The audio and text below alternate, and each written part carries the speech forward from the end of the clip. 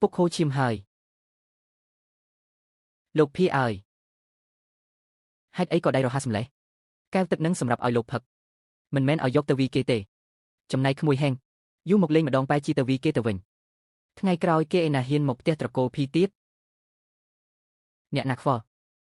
ទោះស្លាប់នៅខាងក្រៅក៏ខ្ញុំមិនខ្វល់ដែរគាត់និយាយទាំងខឹងទេពាក្យពុកឯងនិយាយសុទ្ធតែជាពាក្យខឹងទាំងអស់កុំទុកក្នុងចិត្តអីណាបងប្រុសខ្ញុំច្បាស់ជាមិនទុកក្នុងចិត្តទេបើមិនអញ្ចឹងទេគាត់មិនត្រឹមតែធ្វើឲ្យពុកខឹងប៉ុណ្ណឹងទេថែមទាំងនាំកូនស្រីក្រៅអាពីពីមកធ្វើឲ្យប៉ាខឹងទៀតសៀវស៊ូនិយាយឲ្យតិចទៅអូយប៉ាខ្ញុំមិនមែនដូចអ្វីដែលពួកអ្នកនិយាយនោះទេច្បាស់ណាស់ថាពួកគេអ្នកធ្វើបាបប៉ាខ្ញុំមុនទៅអួតកម្លាំងនៅមាត់ទឹករបស់ប៉ាខ្ញុំថែមទាំងចង់ដណ្ដើមយកស្ទឹងជីនសានរបស់ប៉ាខ្ញុំទៀតរឿងនេះអូយសៀវហឹងអើយមិនក៏ឯងបង្រៀនក្មេងឲ្យកុហកបែបនេះហេតុអ្វីបានជាខ្ញុំនឹងសៀវស៊ូទៅមាត់ទឹកនោះមិនមែនដោយសារប៉ាឯងចិត្តដល់ថ្ងៃខួបកំណើតទេអីខ្ញុំចង់ឲ្យអ្នកទាំងពីរត្រូវគ្នាវិញតើ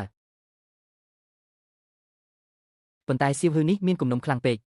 គេមិនព្រមអត់ទោសឲ្យគាត់ទេតើវាជាហេតុផលស្អីទៅឲ្យមនុស្សចាស់ដូចលោកប៉ាទៅជួបគេអូប៉ាបន្ធូរកំហឹងសិនទៅឯងថែមទាំងបំផ្លាញការពិតបង្រៀនក្មេងឲ្យចេះចាក់រុកទៀតហេសឹងឯងពិតជាចង់ធ្វើឲ្យខ្ញុំខឹងស្លាប់មែនទេវាមិនមែនបែបហ្នឹងទេបានហើយសៀវឡៅហមិនអីទេ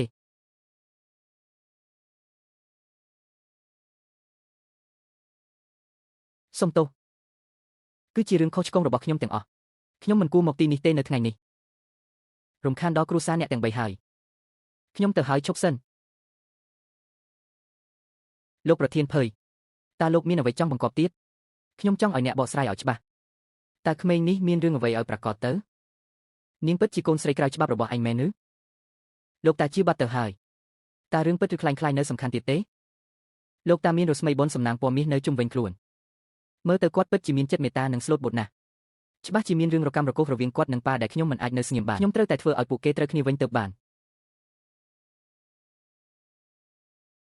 រកឃើញហើយទេវតាប្រទានពរបដូរការវិភាគអាហាអុយប៉ា